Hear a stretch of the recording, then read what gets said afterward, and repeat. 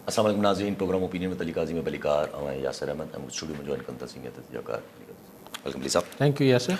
अली साहब, law and order situation Sindh में ज़ाहिर काफ़ी ॾींहंनि खां जेका आहे उहा ख़राबु आहे, पर स्पॉटलाइट में ईंदी आहे पोइ वरी गुम थी वेंदी आहे। महसूसु थिए थो पियो त वरी किथे वट पकड़ आहे। ज़ाहिर महसूस भी थिया, वारदातूं बि आहिनि। कराची मां माण्हू वापारी वञनि था पिया पंजाब जा, उहे अगवा था थी वञनि। कश्मीर मां वरी ॿार अगवा थियो आहे। पंहिंजो होॾां पंहिंजो छा चइबो आहे, ॿारु जेको माज़ूर ॿारु हो वीचारो, उहो अञा ताईं वापसि न आयो आहे। इहे सभु बात पंहिंजा हिते, पर ज़ाहिर आहे अमन जिरगो बि अॼु JUIF गठु कई आहे। जंहिंमें चवनि JUIF तनक़ीद बि करे थी पई त भई जेके सरदार बोतार न आया उहे कमज़ोर आहिनि या कॉम्प्रोमाइज़ड आहिनि। बिल्कुलु, लॉ एंड ऑर्डर सिचुएशन त ओवरऑल सॼे सिंध जी ई तमामु परेशान कंदड़ आहे। पर जेको कंहिं ज़माने में घणो फोकस जेको हूंदो हो ज़िलो, उहो हूंदो शिकारपुर, जिथे ख़ुदि हुन महिल जे DIG इहा ॻाल्हि कई हुई, वन ऑफ द DIGs, त भई सॼी पाकिस्तान में जेको ॾोह थिए थो हुनजा पेरा वञी शिकारपुर में पवंदा आहिनि। ईअं न आहे त शिकारपुर में अॼु अमन थी वियो आहे, पर वधीक फोकस जेको आहे उहो कश्मीर कंदकोट वारो इलाइक़ो आहे। ऐं अॼु बि कराची मां क़ाइदाबाद मां वापारी वियो पियो, उनखे उते चवनि था, कुझु चवनि था कश्मीर जी हद में, को चवनि था रहीमयार ख़ान जी हद में, पर हदूं धाड़ेलनि लाइ त को हद कोन्हे। कच्चा सभिनी जा सिंध पंजाब हिते गॾियल आहिनि, त अगवा थी वियो आहे। उनखे अगेन हू जेको हिकिड़ो नओं वाहियात ऐं नॉनसेंस तरीक़ो अची वियो आहे, त उन बुज़ुर्ग खे जेको आहे कपिड़नि खां आजो करे पोइ उनखां रैंसम लाइ वीडियो भरे मोकिली अथनि। कलवड़ वरी ॿारु जेको आहे 14-15 साल जी, वारिस कलवड़ खे जेको आहे उहो कचे जो ॻोठ जो छोकिरो आहे, उनखां करोड़े रुपया भुंग घुरणु नॉनसेंस ॻाल्हि आहे। उनखे अॻा करे विया आहिनि। हू छॾणु जेको आहे उनखे हाणे माज़ूर ॿारु आहे, उनखे हाणे 2 महीननि खां मथे थी वियो आहे टाइम, उहो बाज़ियाब न थियो आहे। सो हिकिड़ो ॿारु छॾियऊं त वरी ॿियो ॿारु बि खयूं, हिकिड़ो बुज़ुर्ग बि खयूं। मतिलबु लॉ एंड ऑर्डर धाड़ेल, मतिलबु इहो ॿुधाइणु चाहिनि पिया वॾे वाक सॼे मुल्क खे, सभिनी खे ॿुधाइणु चाहिनि पिया त असांखे न तव्हांजे एहतजाजनि जी परवाह आहे, न असांखे कंहिं शइ जो डपु आहे, न ख़ौफ़ आहे। अगरि तव्हां कंहिं कंदकोट कश्मीर वारे सां या शिकारपुर वारे सां ॻाल्हायो, छाकाणि त हाणे हुते गैंग्स आहिनि, धाड़ेलनि जा गैंग चइबा आहिनि, त तव्हां गैंग्स जी कहाणियूं ॿुधो, पोइ कीअं पुलिस वारा आहिनि, पोइ छा थिए थो, कीअं थिए थो। कंदकोट कश्मीर या हिन पासे जे माण्हू सां तव्हां कचहरियूं कयो त तव्हांखे बिल्कुलु इहो लॻंदो की तव्हां नेटफ्लिक्स जी का सीरीज़ पिया ॾिसो। Gang of Wasseypur, gang of पता नहीं अलाए छा कहिड़ो मिर्ज़ापुर, यानी गैंग आहिनि, पोइ खणी वञनि था, पोइ हुन जा सहूलियतकार शहर में वेठा आहिनि। पोइ हिकिड़ो ओचितो हिकिड़ो पुलिस वारो, जीअं हिन केस में चवनि था को रियाज़ नुनारी हो, उहो कश्मीर में आयो, हुन सख़्ती कई, वठ पकड़ कई, त शहर में थोरो घणो अमन थियो। हुनजा घटि घेर बंदि करणु शुरू कया धाड़ेलनि जा, त मथां प्रेशर अचणु शुरू थी वियो। उनखे आंदो बि हिकिड़े अगवा जे केस खे रिज़ॉल्व करण लाइ, जेको स्टोरीज़ आहिनि। पोइ हिकिड़ो ASP अचे थो, उनखे उहा ॻाल्हि नथी वणे ऐं उहो SHO ट्रांसफ़र थी वञे थो। हाणे ॾिसी बिल्कुलु फिल्मी सीन आहिनि, बोहतार आहिनि। हुननि जे हवेलियुनि में, बंगलनि में कीअं राब्ता थियनि था, कीअं हुननि जा पंहिंजा माण्हू जेके बोहतार जो पंहिंजो ज़ाती गार्ड या ज़ाती कमदार या मैनेजर कीअं व्हीलिंग डीलिंग कनि था। इट्स सो मतिलबु ईअं लॻे थो तव्हां कंहिं ड्रामा सीरियल ॾिसो पिया, कि मतिलबु जेका हॉरिफाइंग आहे, ऐं कीअं हिकिड़ो नेक्सस ठहियलु आहे, हिकिड़ो पूरो निज़ाम कीअं जुड़ियल आहे, हले पियो। ऐं इट्स अ एवरीडे स्टोरी। अॼु हिकिड़ो बाज़ियाब थी, ज़ाहिर हाणे हीअ वीचारा अगवा थिया आहिनि, पैसनि ते ईंदा, उहो मुमकिन ई न आहे। हू नाइच खे बि पहिरीं घुरिया वधीक पैसा, पोइ चवनि था 40 लख में उनखे छॾियऊं। हाणे हिन सभु शयुनि जे लाइ हिकिड़े पासे हीअ सभु शयूं हलनि थियूं। हुते कंदकोट कश्मीर जा माण्हू इस्लामाबाद पहुचनि था, हुते MNA साहिबान चवनि था त इस्लामाबाद घुमो, पोइ हलिया वञिजो। पर हाणे इस्लामाबाद त वीचारा घुमी सघनि था, पर ज़ाहिर कश्मीर त ऐं कंदकोट में त नथा घुमी सघनि। कल पाण ॾिठो त नौजवाननि जेको आहे कंदकोट कश्मीर जा जेके स्टूडेंट्स हुआ, हुननि हैदराबाद में जेके हिते पढ़ण लाइ मुख़्तलिफ़ यूनिवर्सिटीज़ कॉलेजिस, हुननि को गॾियल सॼियल हिकिड़ो एहतजाज तमामु इफेक्टिव स्टूडेंट्स जो एहतजाज हो, को सियासी तंज़ीम न हुई, पाण मुरादो नौजवाननि सोचियो त भई हाणे हैदराबाद में असीं छा पार्टिसिपेट कयूं, त हुननि हिकिड़ो सुठो पंहिंजो प्रोटेस्ट लॉन्च कयो ऐं हू नज़र आयो। हुनमें वकील साहिबान बि अची हिकिड़ी हमदर्दी या हिकिड़ी हिमायत लाइ गॾु बीठल हुआ। सो हीउ सभु कुझु थिए पियो, नौजवान पाण मुरादो निकिता, पर हिते को बि पाण खे हिन लॉ एंड ऑर्डर जेको अमन मान एतिरो संगीन मसइलो आहे, हुन ते का as such political initiative protest form में कंहिं फॉर्म में पाण खे नज़र नथो अचे। हुननि नौजवाननि वटि केरु पॉलिटिकल मूंखे को उहो नज़र न आयो त भई हू बि वञी को इज़हार यकजहती या कुझु कनि त भई हीउ सभु कुझु थिए पियो। अॼु पाण ॾिठो त JUI अगेन पॉलिटिकल पार्टी, हुननि हिकिड़ो कठ कयो जंहिंमें हुननि बकौल हुननि जे त 100-150 सरदार भोतार घुराया, पोइ न 24-25 आया, बाक़ी न आया, जंहिं ते जेके मेज़बान हुआ राशिद महमूद सुबरो साहब, हुननि खे थोरो अफ़सोस पियो त भई छो न आया आहिनि। हाणे मूंखे सम्झ न आयो त अचनि ॿार छा थिए हा, लेकिन बहरहाल हुनजो ख़्यालु आहे त हुननि खे अचणु खपे हा।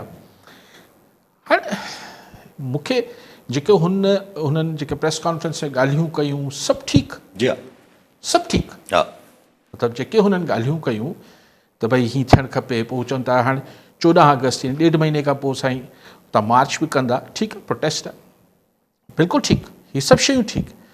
मूंखे सम्झ न आयो त राशिद महमूद सुबरो साहब या JUI फॉर दैट मैटर हिकिड़ी मिडिल क्लास, ठीकु आहे, रिलीजियस एंगल पंहिंजी आहे, त भई मिडिल क्लास पॉलिटिकल वर्कर्स आहिनि, हुनमें हीअं कुझु शामिल थिया आहिनि, असांजा जेके ट्रेडिशनल भोतार आहिनि उहे बि कुझु शामिल थिया आहिनि, लेकिन हिन जेका अॼु कठ थियो उनजो नालो रखियो वियो अमन छा सिंध अमन कबाइली जिरगो, न कबाइली जो लफ़्ज़ हो, यस यस, मां हैरान रहिजी वियुसि, कबीला किथे आहिनि सिंध में? माना हाणे छा सिंध में सरदार वॾेरे खां सरदार थी विया, उहो सिंध हाणे हज़म करे वरितो, बिरादरियुनि खे माण्हू क़ौमूं चवणु शुरू कयो, उहो मूंखे त हज़म नथो थिए, कुझु माण्हुनि खे हज़म थी वियो आहे। हाणे छा असां कबीलाई दौर में हलिया विया आहियूं छा? हिननि खे असीं ऑफिशियली, राशिद साहब तमामु ईअं मतिलबु मिडिल क्लास जो पॉलिटिकल वर्कर आहे, मूंखे सिर्फ़ु हुननि सां शिकवा ई आहे, मूंखे हुननि जे एफर्ट ते हीअ जेका हुननि कोशिशि कई, जेको कनि पिया सभु ज़बरदस्त, लेकिन सही कबीला त न चओ, सिंध में कबीला किथां अची विया, ऐं कबीला छो हुजनि? एग्ज़ैक्टली, अगरि केरु मूंखे इहो सम्झाइण जी कोशिशि करे थो हीअ ज़मीनी हक़ीक़त आहे, त न आहे, ज़मीनी हक़ीक़त बि न आहे। हुननि वटि जेको हिकिड़ो हुननि जी यरमाल थियल माण्हू हुन राज्यनि में वेठल आहे, बसि उहो हुननि जे चए आखे में आहे। ईअं न आहे त हिननि भोतारनि जा जेके कराची, हैदराबाद, लाहौर हिते हुते हलिया विया, पर बलूचिस्तान में क़बाइली निज़ाम थिए थो, त उते क़बाइली अमन जिरगो थिए थो, अवल त मूंखे जिरगो नथो सम्झ में अचे। इहा ई ॻाल्हि राशिद साहब JUI छो न हिकिड़ी APC जो नालो ॾेई वेठे आहे, या हिकिड़ो अमन कॉन्फ्रेंस जो नालो ॾेई वेठे आहे, हलो APC में त पॉलिटिकल पार्टीज़ अचनि थियूं, अगरि इंडिविजुअल्स बि साईं सॾिया पिए त हिकिड़ी कॉन्फ्रेंस आहे न।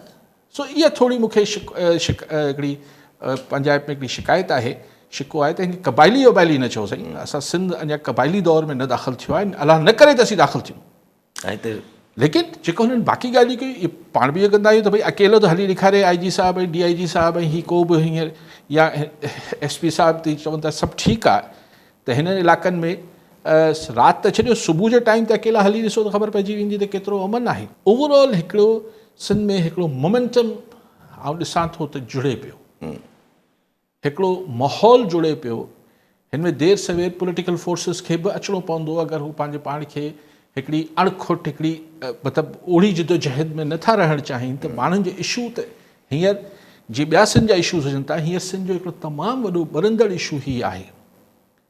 हिन सां को फ़र्क़ु नथो पए त केरु छा बि चए पियो, ही हिकिड़ी ख़बर न आहे न सर, हिकिड़ो ॿारु अगवा थिए पियो, हिकिड़ो बुज़ुर्ग अगवा थिए पियो, हिकिड़ी लॉ एंड ऑर्डर जो ब्रेकडाउन आहे, त जेको इम्पैक्ट हुते सोसाइटी ते पए थो, त हू इलाइक़ा माशी तरह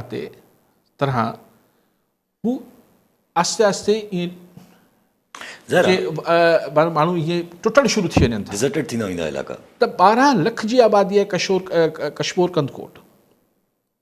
अगरि ही सभु माण्हू शहरनि ॾे अचणु शुरू थी वेंदा, वॾनि शहरनि ॾे, Yes. ठीकु आहे, भले अचनि, इहे बि उन्हनि जा शहर आहिनि, पंहिंजा आहिनि, लेकिन ॻाल्हि इहा आहे त माण्हू जेको पंहिंजी अपरूट थिए थो, पंहिंजी पाड़ू पटे अची हिते कराची में सेटल थींदो, त केतिरा माण्हू अची सघनि था। सो ही हिकिड़ो वॾो, ऐं हिन में शामिल हाल न थियणु ख़ुदि सवालिया निशान आहे। भई भोतार त नथा थियनि, भोतार अची ॾिसो कॉन्फ्रेंस में वेही बि रहनि, पर भोतार छा करे सघनि था? भोतार माण्हू वठी वञी धाड़ेलनि खे मारे सघनि था, बिल्कुलु मारे सघनि था, लेकिन छा ईअं कंदा? न कंदा, छाकाणि त हुननि गैंग्स जे मथां बिरादरियुनि जा ठपा लॻल आहिनि। वरी हिकिड़ी ॿी शइ शुरू थी वञे थी। ही मूंखे हैरत थी, जीअं हू शुरू में ॻाल्हि पे कई, त मूंखे ॿुधायो पियो त साईं ईअं न आहे त हीअ सभु जेके वारदातूं थियनि थियूं सिर्फ़ु कचे जा धाड़ेल कनि था।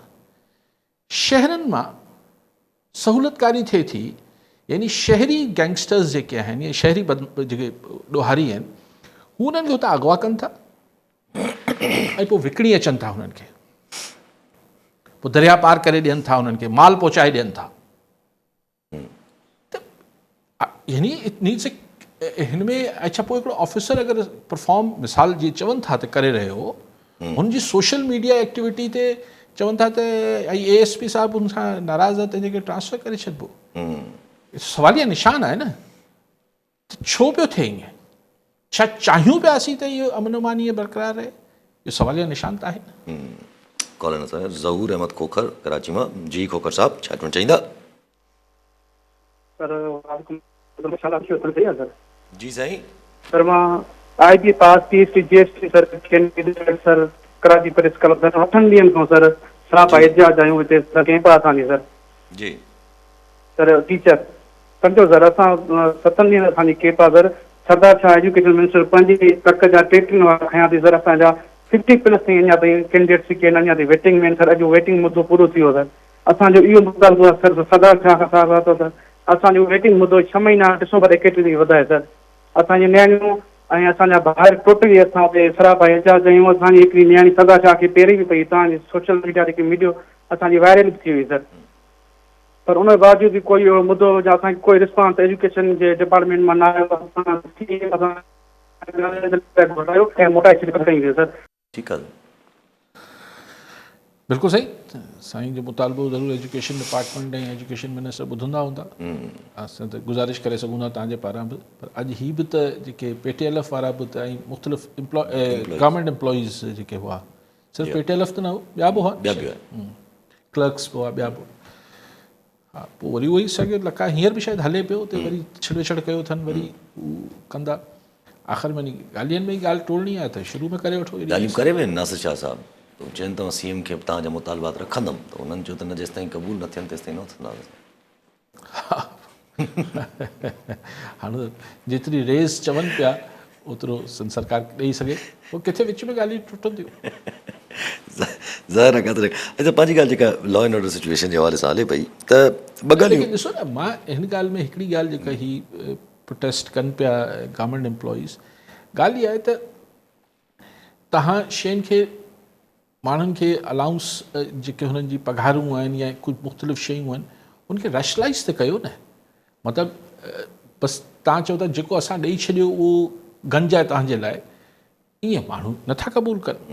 पोइ हिन में मुख़्तलिफ़ अलाउंसिस आहिनि जेके ॿियनि सूबनि में वधीक आहिनि, असां वटि घटि आहिनि, हिनखे ज़रूरु रैशनलाइज़ त करणु खपे। हा, ईअं त पोइ IB वारा वीचारा 5 सालनि खां 6 सालनि खां इहे ई टेस्ट वारा जेके आहिनि रुलंदा था वतनि, टेस्टूं त वठी था छॾनि, पोइ वरी हायरिंग थिए वरी कोन थी, या थिए बि पंहिंजी मर्ज़ी ते थी थिए। एग्ज़ैक्टली इहो ई चकर हले थो। ऐं सभु जेका पंहिंजी ॻाल्हि हले पई लॉ एंड ऑर्डर सिचुएशन ते सिंध में, त हिन में 2 सवाल रेज़ थियनि था। हिकिड़ो त साईं जीअं JUIF करायो आहे अमन जिरगो या अमन क़बाइली जिरगो, त वॉट डज़ दैट सेट? मतिलबु हिकिड़ो त ठीकु आहे क़बाइली जिरगो अगरि तव्हां करायो था फॉर वॉट, माना छा मञियो था त हीअ जेका गुंडागर्दी थिए थी it's under the control of क़बाइली सिस्टम इन सिंध? इहो त न चइबो, लेकिन इहा ॻाल्हि त ज़ाहिर तस्लीम कबी न त ही कुझु पंहिंजो रोल प्ले करे सघनि था। बेसिक हा, माना इन्फ्लुएंस आहे, माना हिननि जो इहो असरु आहे।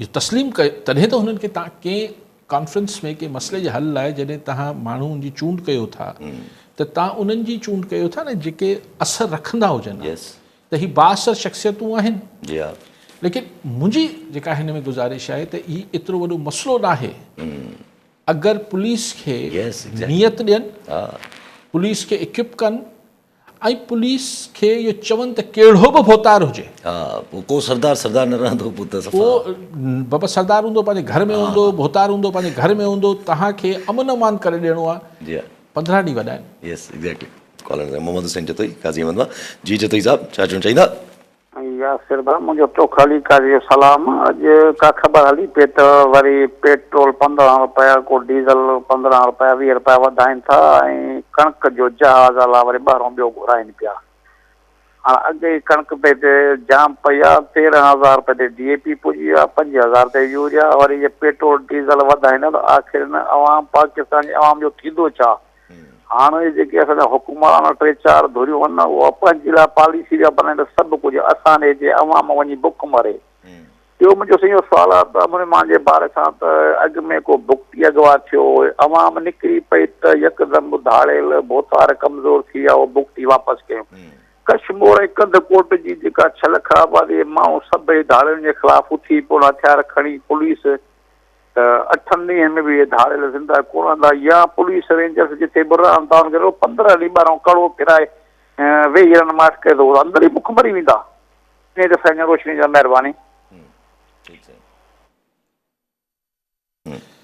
असीं ॾिसो न जॾहिं हिन जो हल सिधो सिप्तो सवलो आहे त पुलिस एक्शन करे पर जॾहिं पुलिस एक्शन नथी करे जतोई साहब त पोइ कंदकोट कश्मीर जे माण्हुनि खे वञी इस्लामाबाद एहतिजाज करिणो पए थो स्टूडेंट्स खे हैदराबाद में शागिर्द जेके उतां इलाइक़े जा आहिनि पढ़णु आयल आहिनि हुते एहतिजाज करिणो पए थो JUI खे अमन कॉन्फ्रेंस करणी पए थी बाबा भोतारनि खे ई सॾे चवनि था त बाबा कुझु मसइलो हल कराए वठो छाकाणि त जेको सिधो सिप्तो सवलो हल आहे उहो छाकाणि त न पियो थिए त ज़ाहिर JUI हुजे ही स्टूडेंट्स हुजनि ही शहरी हुजनि इहे एहतिजाज ऐं तव्हां बि इहा सलाह ॾियो पिया त भई माण्हू निकिरी पवनि बिल्कुलु माण्हू निकिरनि लेकिन माण्हू बि निकिरी आख़िर में JUI बि लॉन्ग मार्च करे आख़िर में इस्लामाबाद में बि एहतिजाज थींदो आख़िर में चऊं छा पिया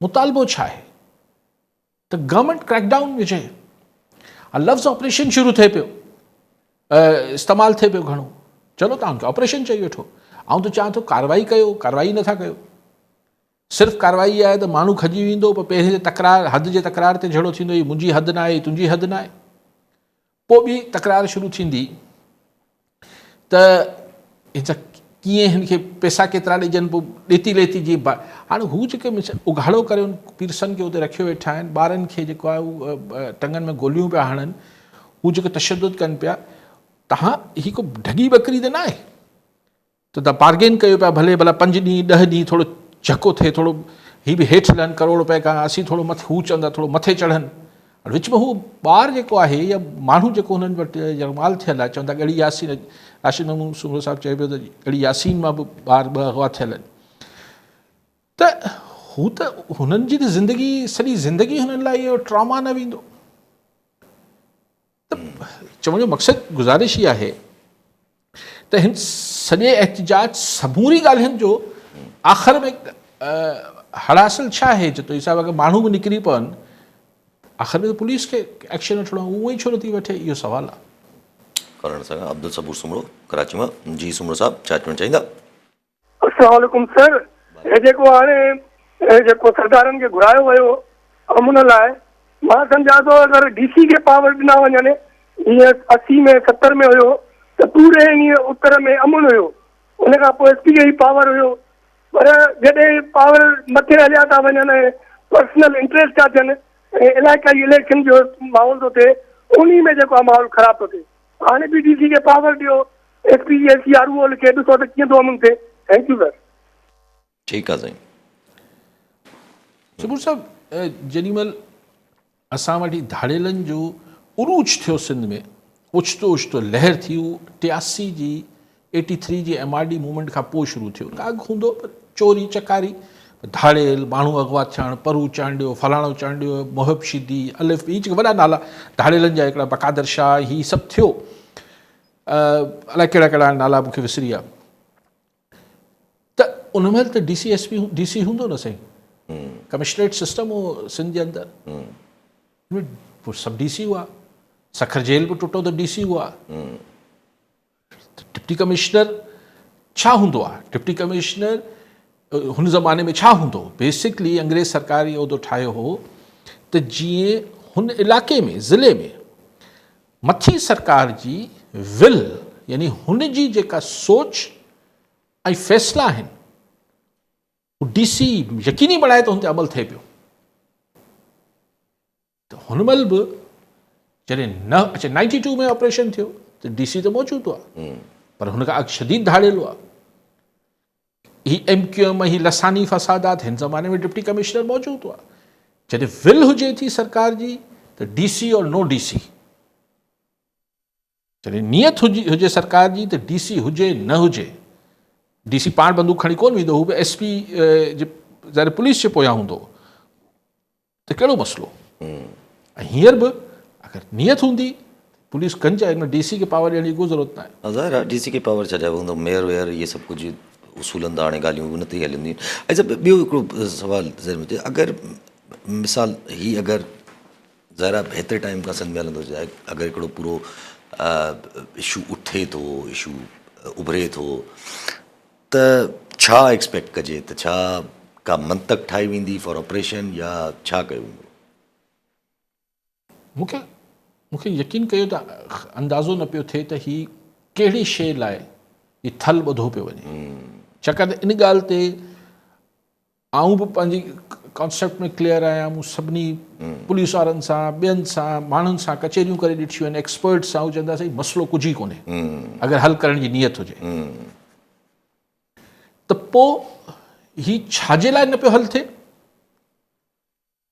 छो नियत न पई ठहे इज़ देयर समथिंग को हिन जे पोयां को गेम आहे त उहो गेम बि सम्झ नथी अचे एग्ज़ैक्टली छा हासिल थी थींदो जी हा कॉलर असांखे मुमताज़ अली सूफ़ी सकर मां जी सूफ़ी साहब छा चवणु चाहींदा सर सॼी सिथ खे सलाम पेश थो कजे अर्ज़ु इहो आहे त मुंहिंजो चैनल जेको आहे ॾाढो ख़ूबसूरत नमूने सां जेको आहे इहा हलंदो आहे ऐं खोड़ सारा इशूज़ जेके आहिनि सिंध जा उन्हनि ते नज़र रखी करे पंहिंजी ॻाल्हियूं हलंदियूं आहिनि पर हिन वक़्तु जेको मेन इशू आहे उहो पाणीअ जो इशू आहे जेको आउं सम्झां थो त हारीअ खां वठी आबादगार खां वठी हिकिड़े दुकानदार खां वठी वेंदे हिकिड़े गवर्नमेंट जी मुलाज़िमनि ताईं इहो आहे उहो एॾो उभरी आयो जो उन खां पोइ वरी उहो ख़तमु थी वियो आहे उनखे केरु अॻिते वधाईंदो ऐं हिकिड़ो ॿियो मूंखे जो आख़िर में अर्ज़ु इहो आहे त तव्हांजी जेका पंहिंजो स्क्रोलिंग में हेठां न्यापा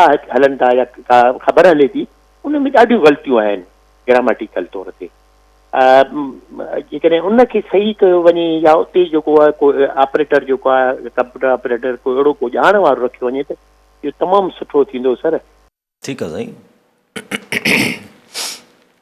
सूफ़ी साहब बिल्कुलु पाणी तमामु वॾो इशू आहे पर ॾिसो उहो जंहिंखे जिथां सेक अचे थी पाणी जो तमामु वॾो इशू आहे पाणी ते तमामु हिकिड़ी 100 ॾींहंनि जी सिंध जे माण्हुनि तहरीक हलाई ऐं हुनजो हासिल बि निकितो ईअं न आहे त हू हिकिड़ी लाहासिल ऐं बेहासिल क़िस्म जी जिदोजहद हुई हुन जिदोजहद सां हासिल थियो एटलीस्ट हुननि चयो त न ठहंदा जेसिताईं CCI में इतफ़ाक़ राय न थींदो आउं सम्झां थो न हुजण खां ही अचीवमेंट आहे केरु चए न न साईं हासिल छा थियो ऐं मां माज़रत सां इतफ़ाक़ नथो कयां ऐं सम्झां थो सिंध जे माण्हुनि जी इहा जिदोजहद हुई जंहिंमें ऑफकोर्स पॉलिटिकल फोर्सिस बि हुयूं वकील साहिबान हुआ पर आम माण्हू अगरि गॾु न हुजे हा त उहो न थी सघे हा so it was a collective effort made by Sindh जंहिंजो रिज़ल्ट निकितो हीअं त पाणी अॼु ख़बर पड़ी पए त तरबेला में वधीक पाणी आहे पर हू टेक्निकली उन्हनि हिकिड़ी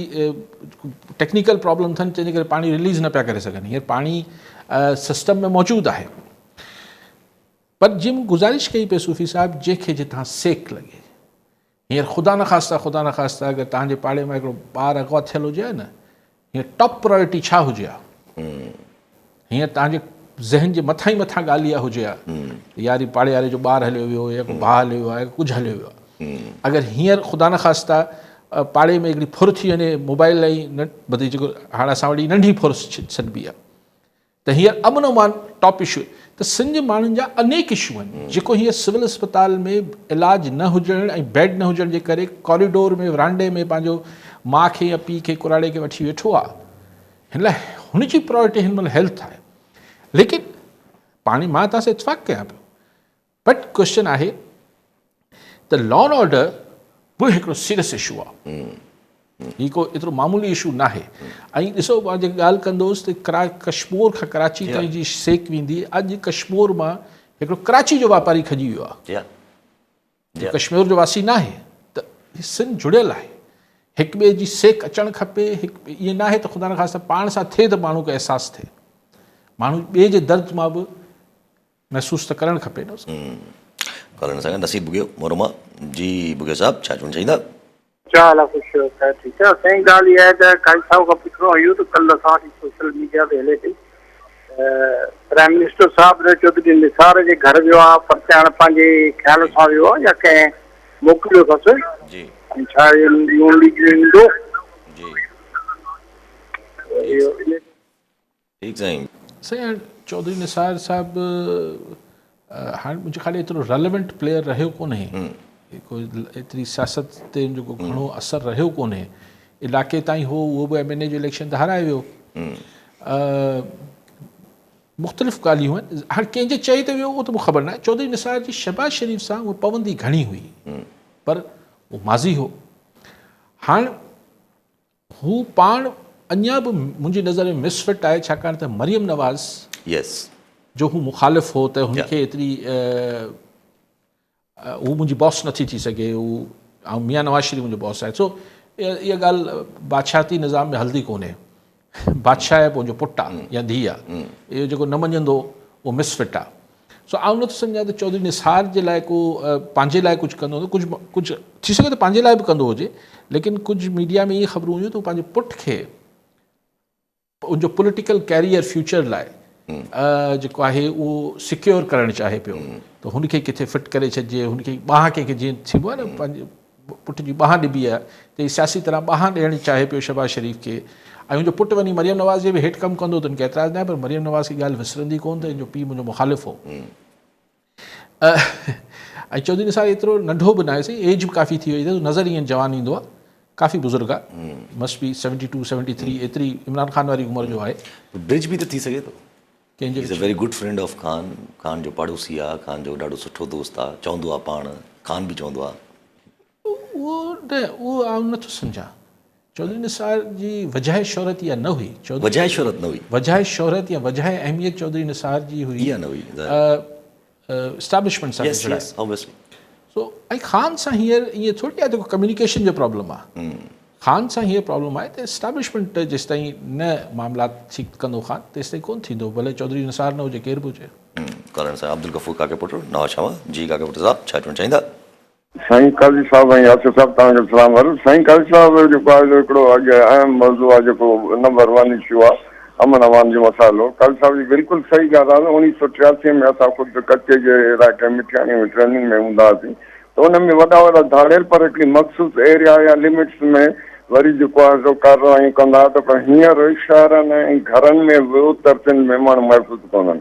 हाणे उन लाइ जेको आहे सो माण्हुनि जेको नौजवान आहिनि मायूस थी होपलेस थी इहा ई रुख जीअं हुते शिकारपुर जे दोस्तनि कंकोड़ जा ॻाल्हियूं था कनि त माण्हुनि बाक़ाइदे जीअं पार्टीशन वक़्तु भाॼियूं पई लॾ पॾाण जी जेके सूरत हाल कराची या ॿियनि शहरनि ते एॾी बदामी आहे यानी माण्हू मुकमिल को सुठो ऑफिसर अॻे ईंदो त वरी महीने जेको आहे सो ॾेढ लाइ अमन थी ईंदो को बाख्तियार ऑफिसर कंहिं ऑफिसरनि खे इख़्तियार ई न मिलंदो त हीउ अमन अमान कीअं थींदो ऐं सिंध जी हालत किथे पहुचंदी? महिरबानी।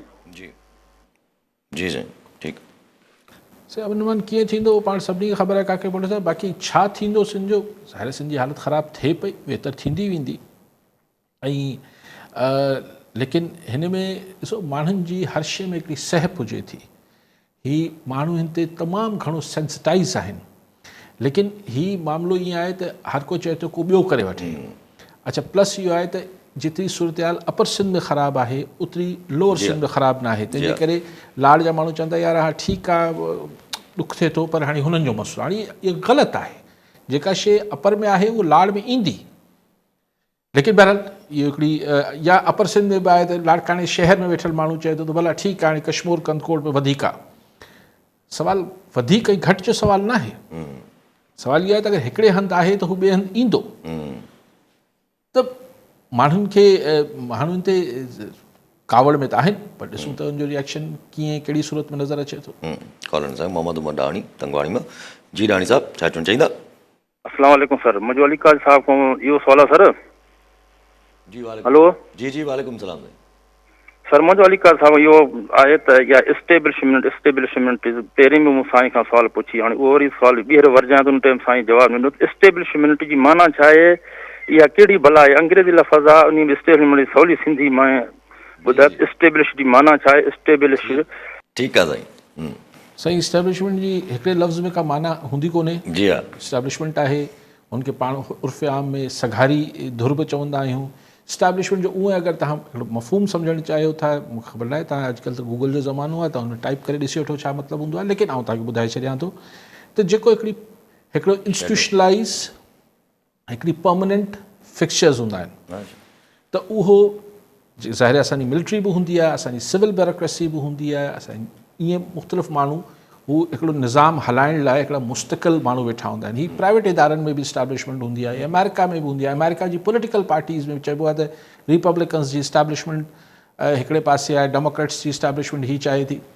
असां वटि हिन सां तसवुरु आम तौर ते वरितो वेंदो आहे त जेका असांजी मिलिट्री इस्टेब्लिशमेंट आहे उहा ऐं सिविल गॾिजी कुझु हुननि जो हल्को ई गॾिजी सॼी जेको मामलात हलाईंदा आहिनि। हाणे बाक़ी जेका तशरीह चओ बसि इहो ई आहे, चंद शक्लूं हूंदियूं आहिनि, बसि ॿियो छा जेके अॼु वक़्तु हलो मुल्क जी हालत आहे सिंध जी त हाणे ज़ाहिर सूरत हाल ख़राबु आहे।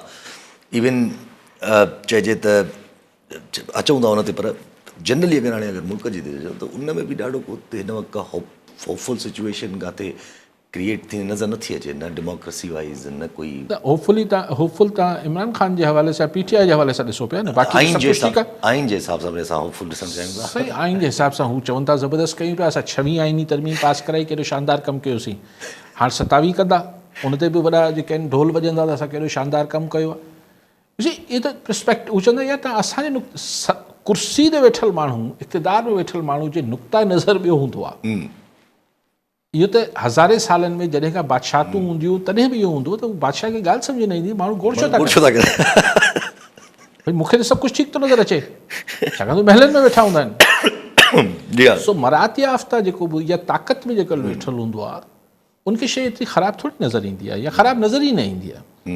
बाक़ी जेको ॾिसो न फर्स्ट क्लास थिए पियो, हाणे उहो रिज़र्व सीटूं मिली वियूं सरकार खे, हाणे 2/3 अक्सरियत थी वई क़ौमी असम्बली में। बाक़ी जेको नवाज़ लीग खे ॾियारणी आहे ताकी पीपल्स पार्टी जी मोहताजी बि ख़तमु थिए, त उन लाइ हू या त डिस्क्वालीफाई कंदा मेंबर्स खे शमूलियत कराए छॾींदा, उअं ई या हींअर हू हिन महिल अॼोके ॾींहं ताईं त हीअ PTI जा मेंबर्स 4 असैम्बलियुनि में ऐं क़ौमी असैम्बली में आज़ादु आहिनि। जेसि ताईं इलेक्शन कमीशन में हू ॿुधाईं थो कंहिंसां आहिनि त ॻाल्हियूं ॿोलियूं हलनि पियूं, हिकिड़ा 15-20 माण्हू टोड़े छॾींदा त पोइ त डिस्क्वालीफाई करण जी बि ज़रूरत न पवंदी, उहो हलिया वेंदा। हू नून ओचितो ओचितो नून लीग जा थी वेंदा। हुणी ख़बर आहे या त हू नून लीग जा आहिनि। अच्छा, अगरि KP में बि 20-25 माण्हू टोड़े छॾियूं PTI जा, लोटा ठाहे छॾियूं त बसि अमीन गंडापुर जी हुकूमत बि वई PTI। सो हुकूमत जे नुक़्ता नज़र सां तव्हां ॾिसो त सभु कुझु आलीशान पियो थिए। पीपल्स पार्टी खे ज़रिया चवनि था त ऑफर थी आहे त भई हाणे हुकूमत में अची वञो। अॼु पीपल्स पार्टी बि चए पई हा गौर कयूं कंदासीं, असांखे ऑफर थींदी, ज़ाहिर ऑफर त छो न कंदा, छाकाणि त हाणे पीपल्स पार्टी बि सम्झे पई त न वञण जो त को फ़ाइदो ई कोन्हे, तंहिंखां वज़ारतूं वठी छॾिजनि। ऐं थी सघे थो त KP में अगरि ही माण्हू फिरनि त नून लीग खां वधीक सीटूं त PP वटि आहिनि। पोइ त चवनि था JUI खे अकोमोडेट करण जी प्लानिंग थी थिए। पर हाणे हू त ॾिसूं, पर पीपल्स पार्टी बि ज़ोर हणी सघे थी त भई भला चीफ मिनिस्टर भला JUI वारा वठनि त वज़ारतूं पीपल्स पार्टी वठी छॾे।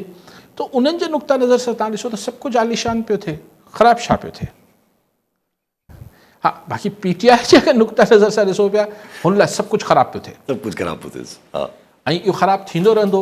फ़िलहालु मूंखे को उमेद जो करिणो नज़र नथो अचे जेको हीअ सूरत हाल ओचितो ख़िते में हिकिड़ो पाकिस्तान इंडिया कॉन्फ्लिक्ट थियो, पोइ ईरान कॉन्फ्लिक्ट थियो ऐं डोनाल्ड ट्रंप आहे उते जेको हुन मिज़ाज मटायो आहे पंहिंजो, हू अजीब मश्करू आहे, अजीब बिल आणे पियो। Yes. छा चइबो बिग ब्यूटिफुल बिल, नालो इहो रखियो अथईं big beautiful bill. Beautiful big bill. हाणे यार कानून साज़ी जो नालो आहे ब्यूटिफुल। हीअ जेको अच्छा असांजी त अंग्रेज़ी कोन थी, असांखे त नथी अचे, अमेरिकन्स आहिनि, अलाए छा थो चए वेरी एक्सेलेंट। एक्सेलेंट खे वेरी छो थींदो? एग्जैक्टली जी जी जी वेरी ग्रेट, भाई ग्रेट आहे न, एक्सेलेंट आहे। ख़ैर सो उहा हाणे अंग्रेज़ी त उन्हनि जी मादरी ज़बान आहे, पंहिंजी त कोन्हे। सो हू जेको आहे बिल अजीबो ग़रीब आणे पियो, 1000 पेजिस ते कानून साज़ी पई थिए। सो ख़ैर कमिंग बैक पंहिंजी ॻाल्हि ते अचूं त PTI लाइ किथे बि मूंखे उनखे सोड़ो बि कनि पिया, उन्हनि जी पंजाब मां बि डिस्क्वालीफाई कनि पिया मेंबर। हीअ आहिस्ते आहिस्ते इनखे ख़ान ऐं चंद दीगर अफ़राद ते वञी बीहारींदा ऐं हू इंतज़ारु करे त जॾहिं एब्सोल्यूट पावर हुते हलियो वेंदो,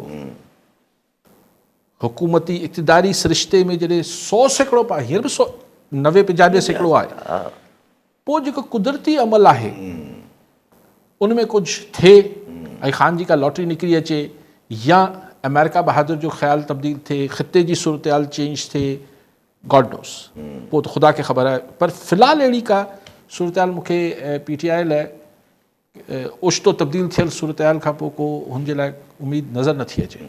पर सभु इहो त माना ॾियणु माना हिकिड़े क़िस्म जो चलो ठीकु आहे, तव्हां नेशनल असेंबली में अंदरि अगरि माण्हू हेॾे होॾे करे छॾिया ऐं हिकिड़ो करे छॾी तव्हां 2/3 मेजॉरिटी फ़िलहालु ताईं गोड़ न आहे, पर अगरि KP में गवर्नमेंट तब्दील कई वई या कुझु अहिड़ो कुझु कयो वियो त वुड दैट ट्रिगर समथिंग? पोइ त ज़ाहिर आहे हिकिड़ो ट्रिगर छा ट्रिगर थींदो सर? माण्हू छो जो उते जेके हलनि था पिया ॻाल्हियूं त हू त चवनि था पिया, मतिलबु माण्हू जेके ॻाल्हियूं कनि था पिया उते वेही त ॾिसो हुननि जो हिकिड़ो इलाइक़ो आहे उहो पॉलिटिक्स खां कुझु आहे, हू त उनमें TTP आहे, उनमें अलिफ आहे, फाटा जेको हाणे छॾाई पहिरियां फाटा हूंदो, हाणे पहिरीं फाटा हूंदो, हाणे इंडियन हू मामलात आहिनि, हू हिकिड़ी दुनिया ॿी आहे, हुनजो PTI और नो PTI।